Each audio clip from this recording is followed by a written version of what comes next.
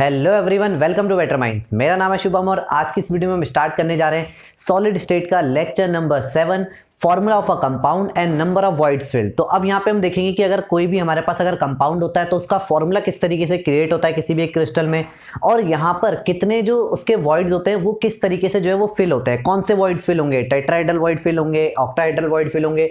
तो ये सारी चीजें हम आज की वीडियो में देखने वाले हैं। तो सॉलिड स्टेट के जो 6 लेक्चर्स है वो ऑलरेडी अपलोड हो चुके हैं। आप प्लेलिस्ट सेक्शन में जाके सॉलिड स्टेट की जो प्लेलिस्ट है उसको देख सकते हैं, और साथ ही साथ उसके जो नोट्स है, मैं तो पहले यही कहूंगा कि जो नोट्स है वो साथ साथ वीडियो के साथ साथ बनाते हुए चलो, चाहे कोई सी भी वीडियो। लेकिन फिर भी अगर किसी को प्रॉब्लम आती है नोट्स को बनाने में तो डायरेक्टली आप नीचे दिए गए लिंक पे, डिस्क्रिप्शन में लिंक अवेलेबल होगा, वहां पे जाके जो पीडीएफ नोट्स है उनको वहां पे डाउनलोड कर सकते हैं और आराम से बैठ के नोट्स भी बना सकते हैं। तो चलिए शुरू करते हैं हमारे आज के लेक्चर को, formula of a compound and number of voids field.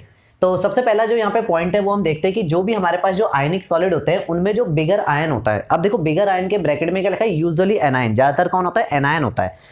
Anion यानी कि कौन सा आयन की बात हो रही है यहाँ पे, नेगेटिवली चार्ज आयन की। अब एनायन क्यों बड़ा होगा, ऐसा क्यों लिखा है कि यूजुअली एनायन, क्योंकि नेगेटिवली चार्ज जो हमारे पास जो आयन होता है उसके पास वो नेगेटिव चार्ज आया कैसे होगा, यानी कि उसके अंदर नंबर ऑफ प्रोटॉन जो है वो कम होंगे और number of electron number of proton से ज्यादा रहेंगे। तो यहाँ पे क्या हुआ, प्रोटॉन का काम क्या होता है, प्रोटॉन का काम होता है जो हमारा जो शेल में जो हमारे इलेक्ट्रॉन्स प्रेजेंट है उन इलेक्ट्रॉन्स को अपनी तरफ को अट्रैक्ट करना। वही चीज तो हमारा न्यूक्लियर चार्ज होती है कि वो अपनी तरफ को, न्यूक्लियर चार्ज उनको अपनी तरफ को अट्रैक्ट कर रहा है, जिसकी वजह से क्या होता था, उनका जो साइज होता है वो क्या होता है, छोटा होता है। लेकिन अब की बार क्या हुआ, यहाँ पे जो एनायन है उसमें नंबर ऑफ इलेक्ट्रॉन ज्यादा है और जो नंबर ऑफ प्रोटॉन है वो क्या है, नंबर ऑफ इलेक्ट्रॉन से कम है। तो ऑब्वियसली बात है जो साइज रहेगा वो थोड़ा सा, इलेक्ट्रॉन की क्वांटिटी ज्यादा है तो भाई जब उनमें फोर्स ऑफ अट्रैक्शन उतने अच्छे से खींच नहीं पाएगा ना वहां पे, तो इलेक्ट्रॉन क्या रहेंगे, थोड़ा सा जो साइज रहेगा, सॉरी जो एटम का जो साइज, आयन का जो साइज रहेगा वो थोड़ा सा क्या रहेगा, हल्का बड़ा रहेगा एज कम्पेयर टू। अगर मैं कैटायन की बात करूं यहाँ पे तो आगे वही है, from the close pack structure, यानी कि जो एनायन होते हैं वो क्या करते हैं,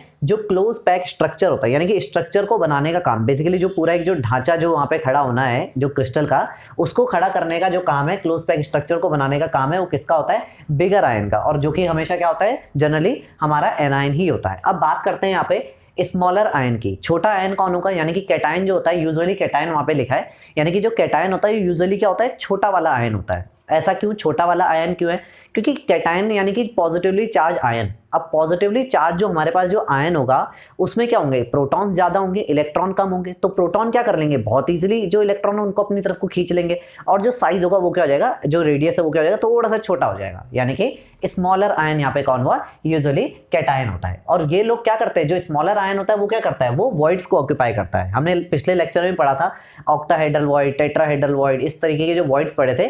तो उनको ऑक्यूपाई करने का काम किसका होता है, हमारा जो स्मॉलर आयन होता है उसका यहाँ पे काम होता है। अब नीचे देखते हैं, if the smaller ion is enough. अब बात यह है कि देखो जो वॉइड्स है वो भी तो दो तरीके के थे, एक तो टेट्राहेड्रल वॉइड थे, एक ऑक्टाहेड्रल वॉइड थे। अब यहाँ पे बात आती है कि ये जो कैटायन है, चलो भाई इसका तो अपनी जगह इसने फिक्स कर ली कि भाई मैं तो स्ट्रक्चर बनाऊंगा, लेकिन यहाँ पे जो कैटायन है उसको क्या डिसाइड करेगा, वो कैसे डिसाइड करेगा कि मैं भाई वॉइड दो, उस पे दो ऑप्शन है भाई, मैं टेट्राहेड्रल वॉइड में जाऊं या फिर मैं ऑक्टाहेड्रल वॉइड में जाऊं। तो यहाँ पे उसके पास दो ऑप्शन है। तो अगर मान लीजिए, देखो सबसे पहले तो ये समझना होगा जो टेट्राहेड्रल वॉइड होता है उसका ऑब्वियसली बात है, याद है पिछले लेक्चर में पढ़ा था, टेट्राहेड्रल जो वॉइड होता है वो क्या होता है, एक लेयर के वॉइड जो होते हैं सिंगल लेयर के वॉइड से बना होता है, और ऑक्टाहेड्रल वॉइड क्या होता है, दो लेयर का मिलाकर वॉइड होता है। तो ऑब्वियसली बात है ऑक्टाहेड्रल वॉइड जो होगा, जो वो खाली स्पेस है, ऑक्टाहेड्रल वॉइड वाला बड़ा होगा, टेट्राहेड्रल वाला जो होगा वो थोड़ा छोटा होगा। और वैसे भी पता लग रहा है टेट्राहेड्रल नाम क्यों था, टेट्राहेड्रन बन रहा था क्योंकि, और ऑक्टाहेड्रन बन रहा है भाई, बड़ा फिगर बन रहा है यहाँ पे, ठीक है, इस वजह से। तो यहाँ पे जो बड़ा जो, अगर मान लो बहुत छोटा है, मतलब अगर कैटायन, अभी कैटायन की बात हो रही है, एनायन की बात नहीं कर रहे, अगर जो कैटायन है अगर वो बहुत ज्यादा ही छोटा है तो तब तो ऑब्वियसली बात है वो टेट्राहेड्रल वॉइड में चला जाएगा आराम से, क्योंकि आराम से फिट आ जाएगा वहां पे। लेकिन अगर थोड़ा सा बड़ा है, वो टेट्राहेड्रल वॉइड में फिट नहीं आ पा रहा, तो क्या करेगा वो कहेगा यार अब तो ऑक्टाहेड्रल वॉइड जो थोड़ा बड़ा स्पेस है अब तो यहीं पे जाना पड़ेगा। तो इस तरीके से वॉइड्स को ऑक्यूपाई करते हैं हमारे जो कैटायंस होते हैं वो। अब बात आती है कि ये जो वॉइड्स हैं ये किस तरीके से, मतलब कितना होते हैं यहाँ पे। तो अब देखते हैं, if number of close pack spheres be n, अगर फॉर एग्जांपल मैं मान लेता हूं ये जो हम अभी बात कर रहे थे एनायंस वाले की, है ना, एनायंस की जो बात कर रहे थे, अगर मान लो एनायन के जो स्फीयर्स हैं अगर वो n है नंबर में, ठीक है, n नंबर ऑफ जो स्फीयर्स है वो है, तो क्योंकि यहाँ पे लिखा है ना, क्योंकि क्लोज पैक स्फीयर्स यानी कि वो स्फीयर जो कि क्लोज पैक स्ट्रक्चर को बना रहे, तो कौन थे, वो तो एनायन ही थे, है ना। तो अगर एनायन जो है वो नंबर उनका n है, तो फिर यहाँ पे जो हमारा मान लो अगर क्लोज पैक स्फीयर्स n है, तो फिर ऑक्टाहेड्रल वॉइड कितने होते हैं, अब ये मैंने पिछले लेक्चर में दोबारा बताया था कि भाई 2 लेयर के कॉमन वॉइड्स हैं ऑक्टाहेड्रल वॉइड, तो ये कितने होते हैं, ये कम होंगे। टेट्राहेड्रल वॉइड एक लेयर के अपने अलग, दूसरी लेयर के अपने अलग है, तीसरी लेयर के अपने अलग है, हर एक लेयर के अपने अलग है, तो ऑब्वियसली बात है टेट्राहेड्रल ज्यादा होंगे। ये तो कॉमन वॉइड है तो कम है, ये सिंगल सिंगल अपनी अपनी लेयर के अलग अलग वॉइड चल रहे हैं तो ये ज्यादा होंगे। तो इसलिए ऑक्टाहेड्रल वॉइड जितने नंबर ऑफ स्फीयर्स यानी कि ये जितने होंगे उतने ही ऑक्टाहेड्रल वॉइड, और टेट्राहेड्रल वॉइड कितने होंगे, डबल नंबर में होंगे। तो इस तरीके से यहाँ पे नंबर ऑफ वॉइड्स होते हैं। अब यहाँ पे हम क्या करने वाले, ये बस टॉपिक तो यहीं पे खत्म हो गया, बहुत ही छोटा वीडियो बनेगा इसका। अब हमारे पास इस टॉपिक से क्या आते हैं, क्वेश्चंस आते हैं, जिसमें कि हमें क्या करना होता है, वहाँ पे जो एक कंपाउंड होता है उसका जो फॉर्मूला होता है वो बनाना होता है कि बताओ इस कंपाउंड का फॉर्मूला क्या होगा अगर इतने ऑक्टाहेड्रल वॉइड ऑक्यूपाई हो गए, इतने टेट्राहेड्रल हो गए, और इस तरीके की इन्फॉर्मेशन देके। तो चलिए देखते हैं उन क्वेश्चन को। तो देखते हैं यहाँ पे सबसे पहले ये जो क्वेश्चन है क्या कह रहा है, a compound is form by 2 elements x and y। एक कंपाउंड है वो 2 एलिमेंट से बनता है, और वो एलिमेंट क्या क्या है, एक एलिमेंट है x और एक एलिमेंट है हमारे पास यहाँ पे y। Atoms of the element y as anion. अब y जो है वो हमारा क्या है, y कह रहा है ये एनायन है, ठीक है, ये y हमारे पास क्या है, ये एनायन है।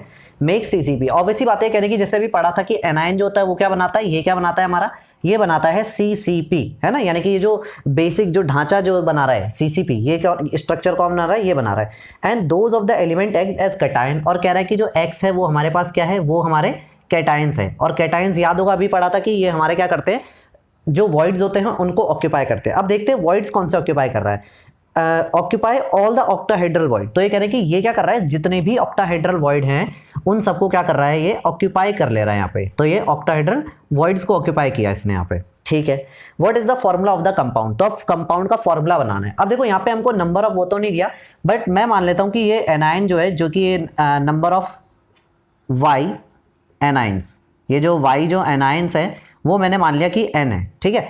अब जो ऑक्टाहेड्रल वॉइड होते हैं वो भी हमें पता है कि n होते हैं, और कितने ऑक्यूपाई हो रहे हैं, सारे ऑक्यूपाई हो रहे हैं, n के n ऑक्यूपाई हो रहे हैं, यानी कि x कितने होंगे, फिर x भी n होंगे, यानी कि नंबर ऑफ x कैटायन मतलब, ठीक है, ये भी कितना हो गया, n हो गया, यानी कि x और y का जो रेशो है वो कितना आएगा। अब ये चीज आपको पता होगी, कोई भी हम फॉर्मूला लिखते हैं कि हम उसमें क्या करते हैं, कैटायन को लिखना होता है पहले, एनायन को लिखना होता है बाद में, यानी कि मैं क्या करूंगा, अब इनका रेशो निकालूंगा, x रेशो y।